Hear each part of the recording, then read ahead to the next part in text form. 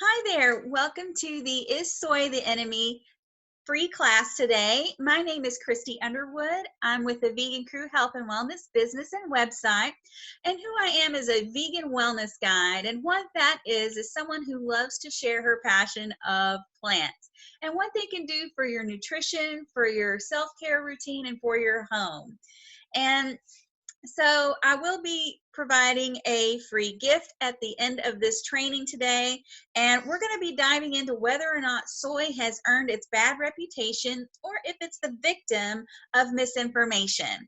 Now, I am going to be referring to notes, so if you see me looking down, please forgive me, but I am wanting to provide real actual facts for you, and not just me spewing out words.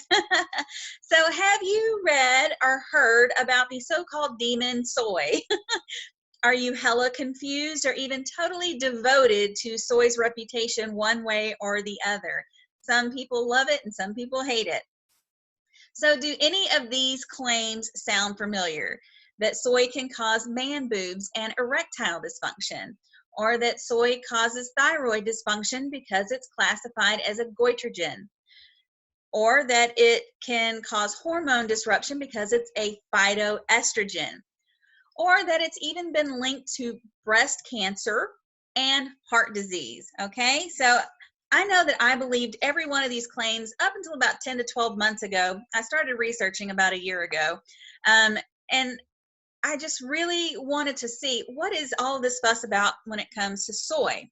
And when I began this whole foods plant-based diet, I was completely soy-free for since June of 2017 until this last year. So I even wrote a blog article, you guys, speaking out against soy back in, I don't know, it was like February or March of 2018, because I believed what the omnivorous low-carb fad diets were preaching, okay? As I have done several of these low-carb diets since the 90s, like the Atkins, keto, whole 30, paleo, all of these are just kind of like repackaged low carb diets. That's all they are. Okay, they just have a different name and some slightly different ingredients being used. And I want you to know that on every one of these diets, they all ended horribly for me and with my health in jeopardy. And especially if you are having a thyroid issue, these low carb diets are not for you. Okay. So the truth is that we can believe darn near anything when we hear it from enough sources and frequently enough, okay? Not to mention that some of the functional medicine doctors that I know that I trust for natural wellness information and education do talk about some of these soy health claims that I just mentioned in their videos and in their articles.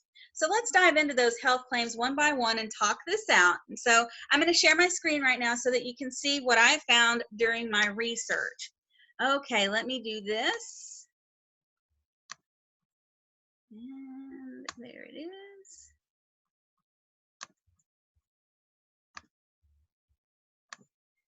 Okay, so first I wanted to dive into this study from Harvard Medical about soy, okay? And their takeaway about soy is that it's a unique food that is widely studied for its estrogenic and anti-estrogenic effects on the body. Studies may seem to present conflicting conclusions about soy, but this is largely due to the wide variation on how soy is being studied. Results of recent population studies suggest that soy has either a beneficial or a neutral effect on various health conditions.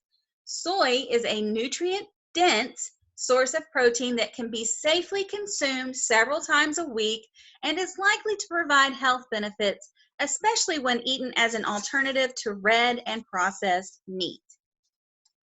All right, so we are going to talk about the first claim, that soy can cause man boobs and erectile dysfunction. Go to the next slide. There is this study done in Japanese men about soy milk consumption on serum estrogen and androgen concentrations, okay?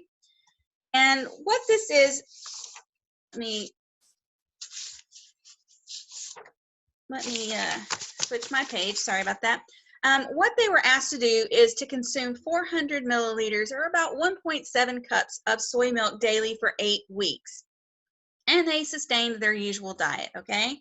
And what they were finding is that the two groups, the control group and the ones that were taking the soy milk, in groups of, in terms of changing in serum estrone concentrations, which is your estrogen, which tended to decrease. So their estrogen levels were decreasing in the soy supplemented group and increased in the control group over time. So none of these hormones, none of these other hormones measured estradiol, total and free testosterone, or sexual hormone binding globulin showed any statistical difference between the two groups in terms of patterns of change, okay? So that just means that the guys that were supplementing with the soy milk were seeing lowered estrogen and a little higher testosterone levels, okay? And so here's some honesty from me to you.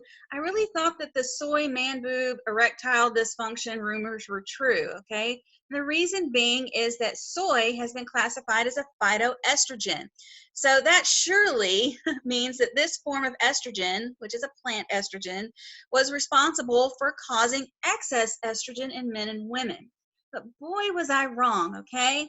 So you may be saying, well, this study was done on Japanese men and they may be used to soy and have adapted to it. So let's go ahead and look at a trusted medical research website called PubMed and see what they have to say about soy and it affecting men's testosterone levels. All right, here we are on the study, and they did a clinical study that shows no effects of soy protein or isoflavones on reproductive hormones in men, okay?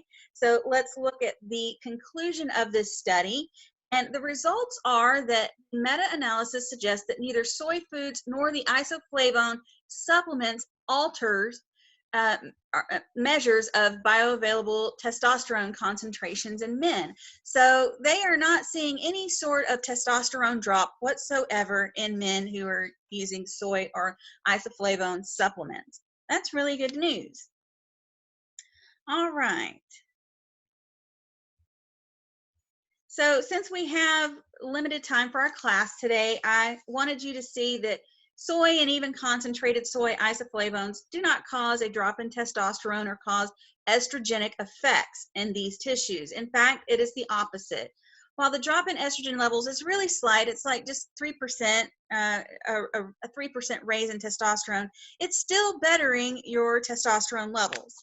All right, so let's chug along to the reports of soy causing issues with thyroid function. Now I'm going to be turning to the trusty Dr. Michael Greger of nutritionfacts.org and the How Not to Die book, cookbook, and whole foods plant-based diet. All right, so as you can see that he does confirm that soy is goitrogenic, okay? But so do other vegetables and foods, all right? And these can interfere with thyroid function in people with marginal or low iodine intake, okay? So the answer is not to avoid these super healthy foods, but just to make sure you're getting enough iodine. All right, so you'll also see one of Dr. Greger's colleagues says that soy has gotten a bad rap and misinformation abounds. Most of the research that's been performed on soy was performed on animals and not humans. However, studies on soy isoflavones and human thyroid health provide evidence that soy foods have negligible impact on thyroid function, or no impact, as long as iodine is sufficient in the diet, okay? So let's talk about some goitrogenic foods other than soy, okay? So what is a goitrogenic food? It is foods that can affect thyroid function by inhibiting synthesis of thyroid hormones, resulting in an enlarged gland of your thyroid called a goiter, okay? So let's look at this list of goitrogens and see if you're avoiding these foods too. So mostly cruciferous vegetables: bok choy, broccoli, Brussels sprouts, cabbage, cauliflower, collard greens, horseradish, kale, kohlrabi, mustard greens, rapeseed, rutabagas, spinach, sweets, and turnips. But wait, there's more. We also have the fruits and starchy plants, so like bamboo shoots, cassava, which is also known as yuca. Okay, this is a more known in the Latino community. Yuca is this amazing root plant. It has a wonderful taste. I prefer it actually over the taste of potatoes, but cassava and yuca is a very wonderful plant and food, but also a goitrogen. Okay, if you're consuming corn products or corn, that is also a goitrogen. Lima beans, linseed, which is flax seeds, millet, which is a gluten-free grain, okay, and it has a wonderful taste, but it is a goitrogen. It's also peaches, peanuts, pears, pine nuts. So if you're consuming pesto, then you are consuming a goitrogen in the pine nuts. And the ever highly revered strawberries, which have so many antioxidants, is classified as a goitrogen. And also sweet potatoes, which has huge amounts of health benefits to offer us. There's also these soy-based foods that we're talking about today: tofu, tempeh, edamame, soy milk, natto, blah, blah, blah. So does this mean that if you have a low thyroid function, as in, with hypothyroidism or Hashimoto's, that you can never have these foods? Never fear, I have wonderful news, okay? So you can actually minimize the effects of goitrogens simply by cooking them, okay? And also just varying up your diet. You can blanch your greens, which is kind of lightly boiling them and then soaking them into freezing water, like ice water. And to quit smoking is Healthline's suggestion, because it's important and because it is a risk factor for goiters. But Healthline is also reiterating that if you increase your iodine and selenium intake, which is actually crucial to your thyroid functioning, you're going to reduce your goitrogen effects, okay? All right, so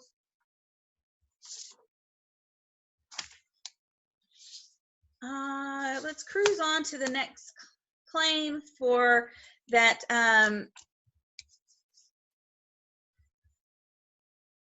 that since soy is classified as a phytoestrogen, that it can inhibit or interrupt your hormone function. So what's so cool about soy is that it has two qualities when talking about estrogen, as you can see on this slide. All right, so let me go over this with you. Soybeans naturally contain a class of phytoestrogens called isoflavones. People hear the word estrogen in the word phytoestrogens and assume that means that soy has estrogen-like effects, but not necessarily, Dr. Greger says. Estrogen has positive effects in some tissues and potentially negative effects in others. So these are pro and anti-estrogenic effects, if you're wondering.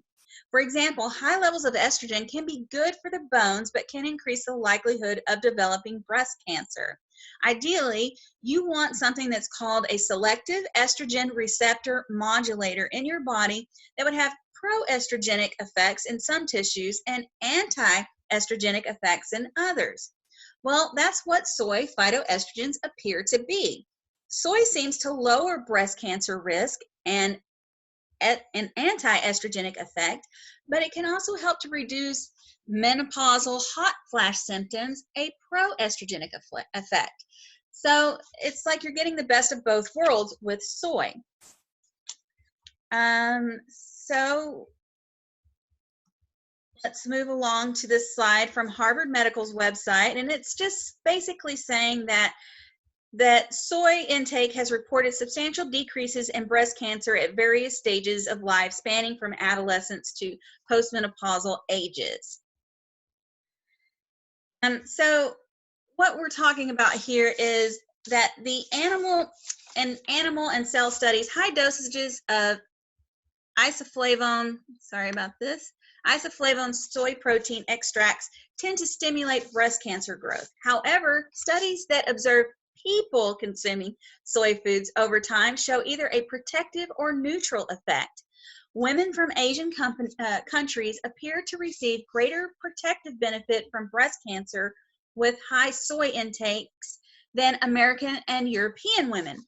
But this may simply be a difference in the amount of soy consumed, because Asian women may have higher levels of equal, which is basically a bacterial flora that's located in the intestines, so that this equal is believed to block potentially negative effects of human estrogen. But not all women possess this bacteria needed to create equal, okay?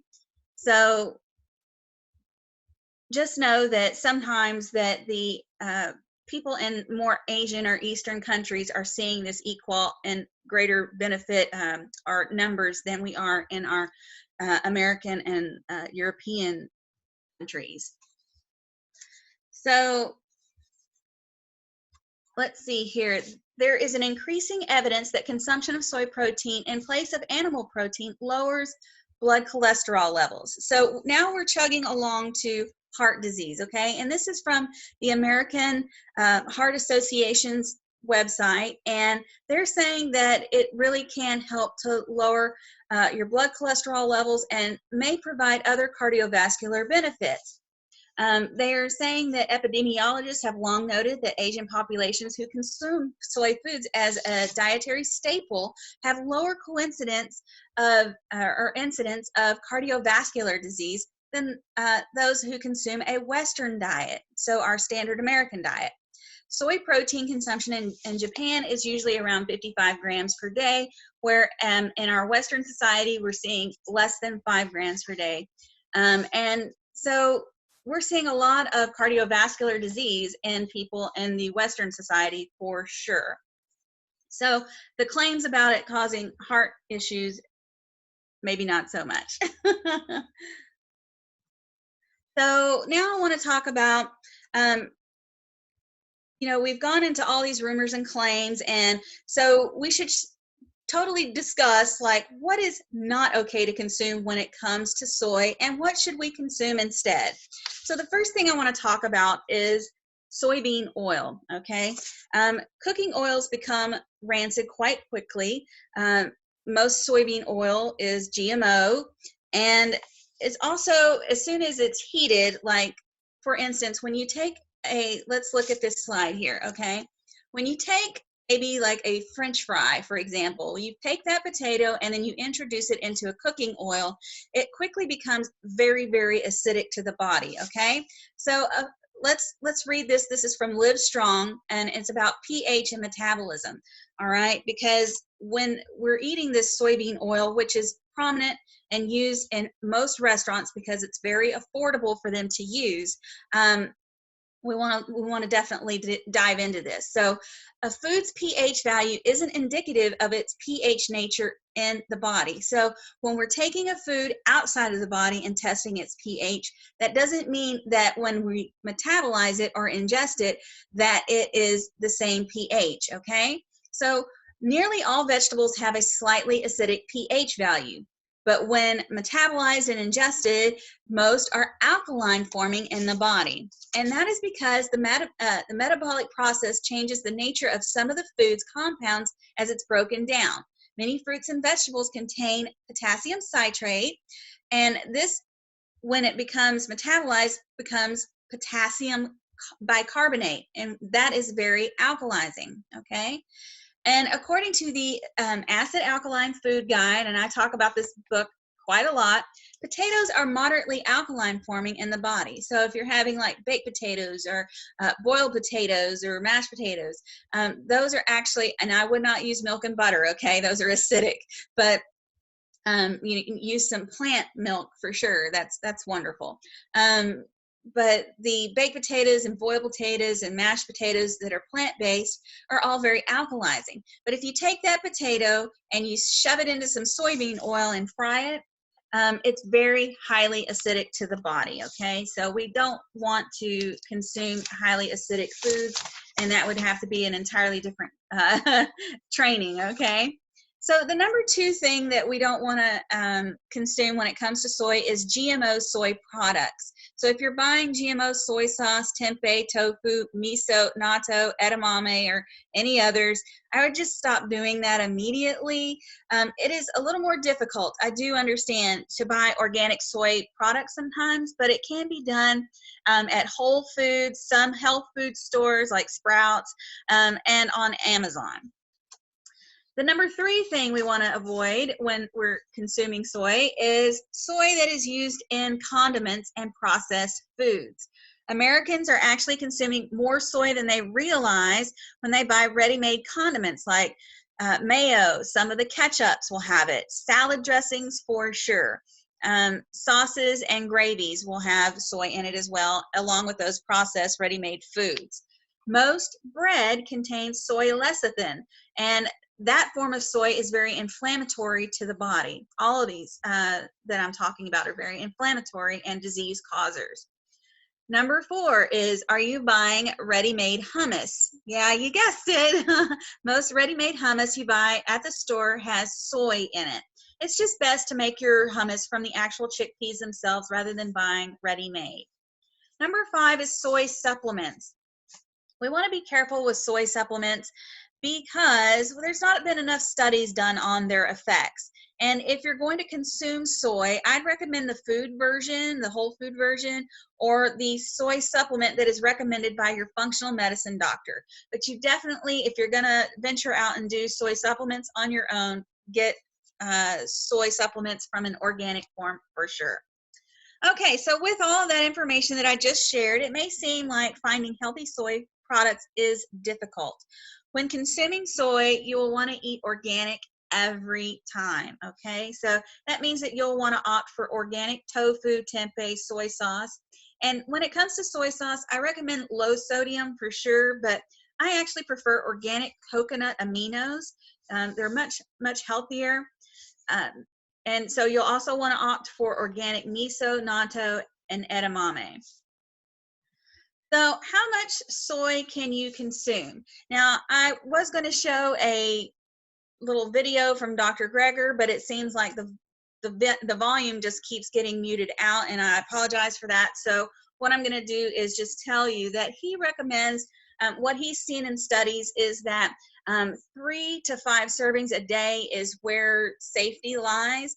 I'm going to say that having it a few times a week is okay. If you're hypothyroid or have Hashimoto's, I would definitely keep it down to just a few times a week and not having it daily, just to preserve your, your thyroid health. 3 to 5 servings a day is okay as long as you're balancing it out with your iodine and your selenium intake, right? And so what I want to close with today is a couple of thoughts on soy that have crossed my mind over the last 10 to 12 months as I've been doing this studying. The first thought is actually backed by science, and that is, why has the word phytoestrogen become so misunderstood? I